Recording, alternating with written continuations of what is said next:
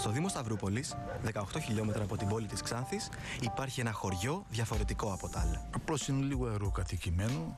Οι κάτοικοι τότε έχουν φύγει γιατί δεν υπήρχαν οι ανάλογες δουλειές κατά εδώ πέρα. Και τώρα έχουν δώσει σαν παραθεριστές εδώ στο χωριό πάνω. Το χωριό είναι κτισμένο σε έναν αυχένα που ενώνει τις δύο απέναντι βουνοκορφές. Το πέρασμα αυτό χρησιμοποιούσαν παλαιότερα και οι λύκοι για να μετακινηθούν. Από εκεί πήρε και το όνομά του το χωριό, Λυκοδρόμιο.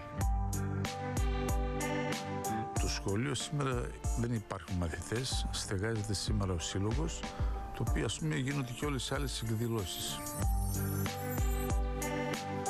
Ο κύριος Νιζαμίδης, από αγάπη για τον τόπο του, συνέλεξε με κόπο ιστορικό υλικό που εκτίθεται σήμερα στο χώρο όπου στεγάζει τον πολιτιστικό σύλλογο του χωριού. Ξεκινήσαμε δειλά-δειλά βρίσκοντας κάποιες παλιές φωτογραφίες, μεγενθύνοντας. Στην πορεία μας ήρθε να φτιάξουμε τα γενεολογικά δέντρα όλου του χωριού.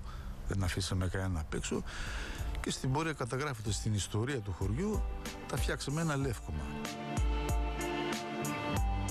Ασπρόμαυρες φωτογραφίες από τις αρχές του περασμένου αιώνα, διπλώματα και έπαινοι για καπνοπαραγωγή ανώτερης ποιότητας κοσμούν τους τοίχους του παλιού σχολείου.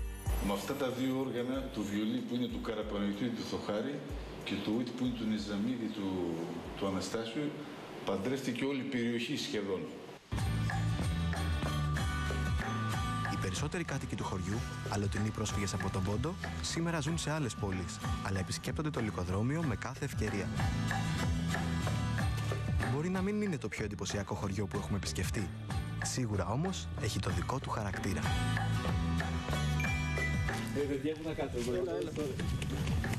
Έλα, κάτσε. Το λεωφορείο τώρα περνάει. Το λεωφορείο θα περάσει αργότερα. Κάθε Τρίτη πρέπει να σημαίνει Τετάρτη.